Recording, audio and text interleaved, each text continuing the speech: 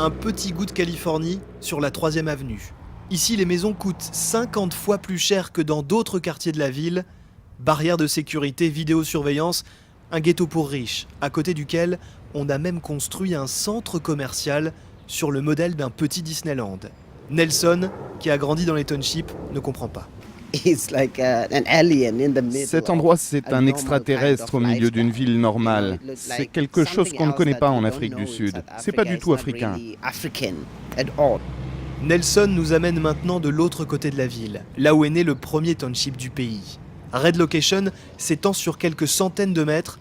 Depuis 1899, rien ou presque n'a changé. Il n'y a pas de robinet. Quand les habitants ont besoin d'eau, ils viennent ici.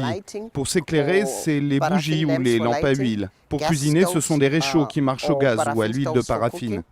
Mon souhait, c'est de pouvoir vivre ailleurs, avoir une maison correcte, des rues plus sûres, pour qu'on arrive enfin à se considérer comme des gens normaux. Parce qu'aujourd'hui, quand tu vis dans un tel endroit, c'est impossible de se sentir normal. Quelques centaines de mètres plus loin, un autre township et ici les choses progressent. Des maisons sont fabriquées en dur et de l'autre côté de la rue, des avocats ou bien encore des hommes d'affaires viennent de s'installer. Le nom de ce quartier, Tembaleto, ça veut dire notre espoir en français.